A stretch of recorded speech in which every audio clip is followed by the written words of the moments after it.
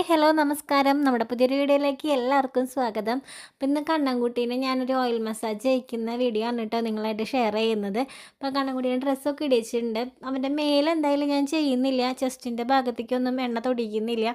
കയ്യിലും കാലിലും മാത്രമാണ് എണ്ണ ഇടിക്കുന്നത്. കാരണം കുറുങ്ങലും കഫക്കെട്ടൊക്കെ മാറി വരുന്നേ ഉള്ളൂ. അപ്പോൾ കാലിലൊന്നും മസാജ് ചെയ്യുന്നത് കൊണ്ട് വേറെ പ്രശ്നമൊന്നുമില്ല. ചെസ്റ്റിൻ്റെ അവിടേക്കും തലയിലേക്കും ഒന്നും എണ്ണയാക്കാതിരുന്നാൽ മതിയില്ല. അപ്പോൾ കാലൊക്കെ അല്ലെങ്കിൽ പിന്നെ ഇങ്ങനെ ടൈറ്റായി കൊണ്ടേ ഇരിക്കും. അപ്പം അല്ലാതെ നമ്മൾ കുളി കഴിയുമ്പോൾ അവനെ ക്രീമോ ഓയിലോ എന്തെങ്കിലും ഇട്ടിട്ട് ഞാൻ മസാജ് ചെയ്ത് കൊടുക്കാറുണ്ട്. അപ്പം ഇന്ന് എനിക്ക് കുറേ സമയം ഫ്രീ ടൈം കിട്ടിയപ്പോൾ ഞാൻ കണ്ണൻകുട്ടീനെ കുറച്ച് നേരം ഇങ്ങനെ കിടത്തി ചെയ്യാമെന്ന് വെച്ചാൽ അപ്പോൾ വലിയ പ്രിപ്പറേഷനോട് കൂടെ നല്ല ഇരിക്കുന്നത്, ഷീറ്റൊന്നും ഇട്ടിട്ടില്ല. അങ്ങനെ ഇട്ടവനെ തന്നെ കിടത്തുമ്പോൾ ആൾക്കൊരു ഇഷ്ടക്കുറവൊക്കെയാണിത്. ഇപ്പം എൻ്റെ മേത്താകുമ്പോൾ ഞാൻ കുളിച്ചിട്ടില്ല കേട്ടോ. അപ്പോൾ അതുകൊണ്ട് എൻ്റെ മേത്ത് കിടത്തുമ്പോൾ ആൾക്ക് വലിയ പ്രശ്നമൊന്നുമില്ല. നമ്മളുടെ ഒരു പ്രസൻസാണ് അവർക്ക് എപ്പോഴും ഇമ്പോർട്ടൻറ്റ്. നമ്മൾ എവിടെയെങ്കിലുമൊക്കെ ഒന്ന് കിടത്തി പോവുക, നമുക്കാണെങ്കിൽ എണ്ണയിട്ട് കിടത്തി എവിടേക്ക് നമ്മുടെ പണികൾ നോക്കാൻ പോവുക, അങ്ങനെയൊക്കെ ആകുമ്പോഴേ അവർക്ക് അത്രയ്ക്ക് അതൊരു സുഖമില്ലാത്തതുപോലെ എനിക്ക് ഫീൽ ചെയ്തിട്ടുണ്ട്. ഞാൻ കണ്ണങ്ങനെ കിടത്താറുണ്ട്, ചിലപ്പോൾ അരമണിക്കൂറോ 3/4 മണിക്കൂറോ ഒക്കെ കിടത്താറുണ്ട്. അപ്പോൾ വാശി കയറും, ഭയങ്കര ദേഷ്യമൊക്കെ കാണിക്കുക. എന്ന് വെച്ചാൽ അവരെടുത്ത് നമ്മളില്ലല്ലോ, നമ്മളപ്പോൾ എന്തെങ്കിലും പണികളൊക്കെ ആയിട്ട് പോവല്ലേ. അപ്പോൾ എൻ്റെ കാലിലേക്ക് ആകുമ്പോൾ അമ്മയുടെ മേത്ത് തൊട്ടുരുമിയൊക്കെയല്ലേ ഇരിക്കുന്നത്. അപ്പോൾ പിന്നെ ആൾ ഹാപ്പി ആയിരിക്കും കേട്ടോ. അപ്പോൾ ഹെൽപ്പിനായിട്ട് കല്യാണിക്കുട്ടി ഇങ്ങനെ നടക്കുന്നുണ്ട്. അമ്മ ചേട്ടൻ്റെ കാല് എണ്ണയിട്ട് കൊടുക്കാം എന്നൊക്കെ പറയുന്നുണ്ട്. പക്ഷേ അതിനോട് എനിക്ക് ഒട്ടും താല്പര്യമില്ല. കാരണം അവൾ എണ്ണയൊക്കെ എടുത്തിട്ടേ അവളുടെ മേലൊക്കെ എല്ലാവരുടെയും മരുത്തേച്ചൊക്കെ വയ്ക്കും. അപ്പോൾ ഇത്തിരി എണ്ണ ഞാൻ ചൂടാക്കിയിട്ടാണ് കേട്ടോ, കറുപ്പ് സ്വസ്ഥാതി തൈലാണ് കേട്ടോ കണ്ണൻ്റെ കാലിലൊക്കെ തേച്ച് കൊടുക്കുന്നത്. അപ്പോൾ അത് ചെറുതായിട്ടൊന്ന് ചൂടാക്കിയിട്ടാണ് തേച്ച് കൊടുക്കുന്നത്. അപ്പോൾ ഞാൻ കല്ലിൻ്റെ അടുത്ത് പറഞ്ഞു ചെറിയ ചൂടൊക്കെ ഉണ്ട് ഉണ്ണി, അത് കാരണം മോൻ തൊടണ്ടെന്നൊക്കെ പറഞ്ഞിട്ട് ഇങ്ങനെ നീക്കി നിർത്തിയേക്കായിരുന്നു കേട്ടോ. പിന്നെ ഞാൻ പ്രധാനമായിട്ടും പറയാൻ ഉദ്ദേശിക്കുന്ന ഒരു കാര്യം എന്ന് വെച്ച് കഴിഞ്ഞാൽ, ഞാൻ ഈ വീഡിയോസുകൾ ചെയ്യുന്നത് നമ്മളുടെ ഈ ഒരു അവസ്ഥകളൊന്നും അറിയാത്ത, ഇതിനെപ്പറ്റിയൊന്നും ഒരു ഐഡിയ ഇല്ലാത്ത ഈ അവസ്ഥകളിൽ നിന്ന് ഞാൻ ഉദ്ദേശിച്ചത് നമ്മളൊക്കെ ഒരു സ്പെഷ്യൽ അമ്മമാരാണല്ലേ. എല്ലാ അമ്മമാരെയും അപേക്ഷിച്ച് നോർമലായിട്ടുള്ളൊരു അമ്മമാരല്ല നമ്മൾ. ശരിക്കും പറഞ്ഞാൽ സ്പെഷ്യൽ ചൈൽഡിൻ്റെ സ്പെഷ്യൽ അമ്മമാരാണ് നമ്മൾ. അപ്പോൾ നമ്മളുടെ ഒരു മാനസികാവസ്ഥ ഒരിക്കലും പുറത്ത് നിൽക്കുന്ന ഒരാൾക്ക് വ്യക്തമായിട്ട് അല്ലെങ്കിൽ പൂർണ്ണമായിട്ടും മനസ്സിലാക്കാൻ പറ്റണമെന്നില്ല. കാരണം നമ്മൾ എന്തൊരവസ്ഥയാണെങ്കിലും അതിലൂടെ കടന്നു പോകുമ്പോൾ മാത്രമേ നമ്മൾക്കത് പൂർണ്ണമായിട്ടും മനസ്സിലാക്കാനായിട്ട് പറ്റുള്ളൂ. നമ്മൾക്ക് കേൾക്കാം, പല കാര്യങ്ങളും കേട്ടറിവുകൾ ഉണ്ടാവും. പക്ഷേ ആ ഒരവസ്ഥയിലൂടെ പോകുമ്പോൾ മാത്രമേ നമ്മൾ പല കാര്യങ്ങളും പൂർണ്ണതയിൽ മനസ്സിലാക്കുള്ളൂ. നമ്മൾ മനസ്സിലാക്കുന്നില്ലെന്നല്ല ഞാൻ പറയുന്നത്, അതിൻ്റെ പൂർണ്ണതയിൽ മനസ്സിലാക്കാനായിട്ട് പറ്റുള്ളൂ. അപ്പം ഈ അനുഭവങ്ങളൊന്നും ഇല്ലാത്തവർക്ക് വെറും ഒരു കാഴ്ചക്കാർ മാത്രമായിരിക്കും നമ്മളെപ്പോലെയുള്ള അമ്മമാരും കുഞ്ഞുങ്ങളൊക്കെ ആണെങ്കിലും.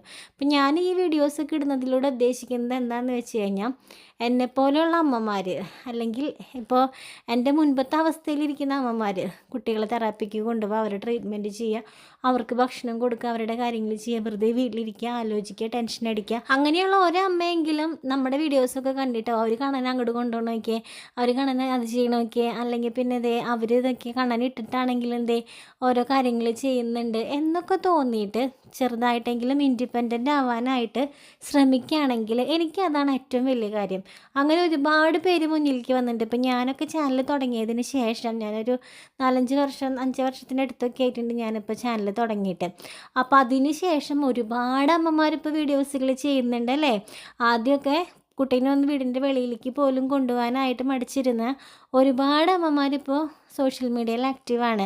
അപ്പം അത് കാണുമ്പോൾ നമുക്ക് സന്തോഷമാണ്. അവർ മറ്റുള്ളവരുടെ വാക്കുകളൊന്നും പേടിച്ചിട്ട് അവർ വീടിനുള്ളിൽ അടച്ചിരിക്കാതെ നമ്മൾ ആർക്കെങ്കിലുമൊക്കെ ഒരു മോട്ടിവേഷൻ ആവുന്നുണ്ടെങ്കിൽ അതാണ് എനിക്ക് പ്രാധാന്യം. അല്ലാതെ ഇതൊന്നും അറിയാതെ വൈകല്യത്തെ വിറ്റ് കാശാക്കുന്നു എന്നൊക്കെ വിചാരിച്ച് നടക്കുന്ന ദുഷ്ട മനസ്സുകൾക്ക് വേണ്ടിയിട്ടല്ല കേട്ടോ ഞാൻ വീഡിയോ ചെയ്യുന്നത്.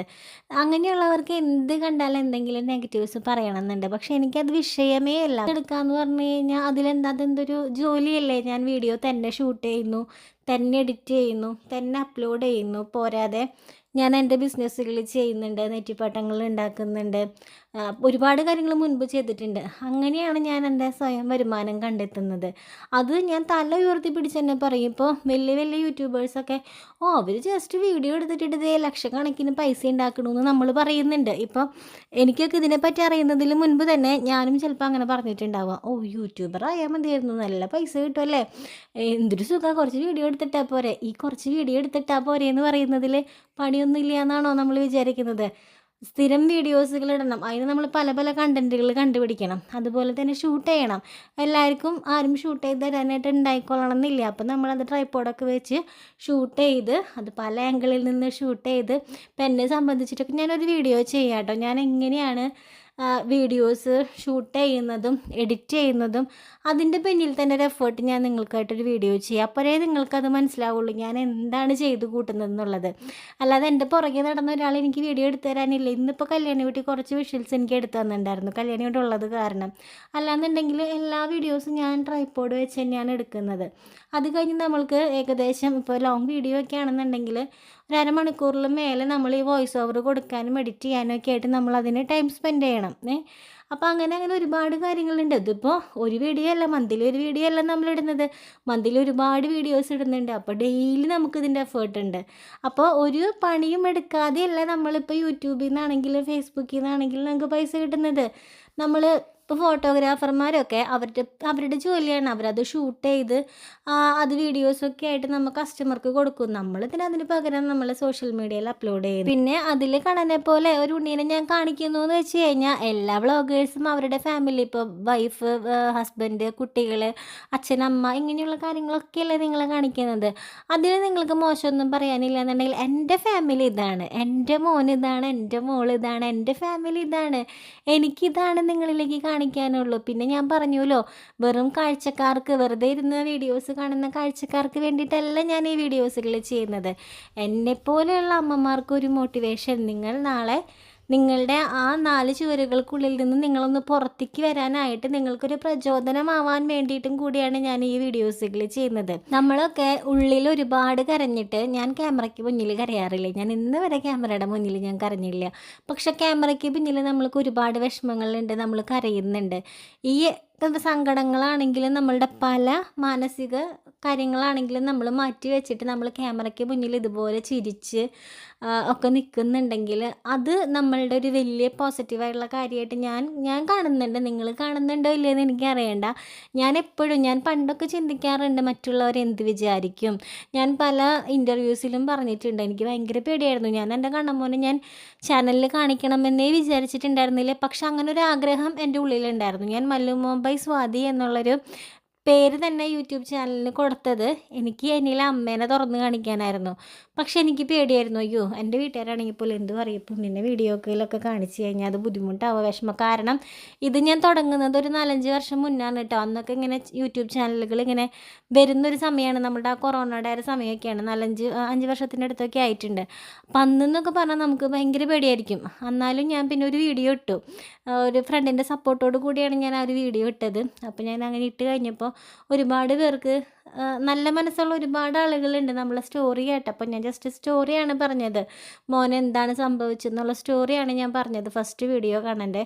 അതിലെന്നെ സപ്പോർട്ട് ചെയ്യാനായിട്ട് ഒരുപാട് പേരുണ്ടായിരുന്നു. അപ്പോൾ ഞാൻ വിചാരിച്ചു, എന്താണ് മിസ്റ്റേക്ക്? ഒരു മിസ്റ്റേക്കും ഇല്ല, ഞാനിനി വ്ളോഗുകളായിട്ട് ചെയ്യാൻ പോവാണ്. ഞാൻ എൻ്റെ ലൈഫല്ലേ പറയുന്നത്, ഞാൻ എൻ്റെ ലൈഫ് അല്ലാണ്ട് എനിക്ക് മറ്റുള്ളവരുടെ കാര്യങ്ങൾ നിങ്ങൾക്ക് പ്രചോദനമായിട്ട് കാണിച്ചു തരാൻ പറ്റുമോ? ഇല്ല.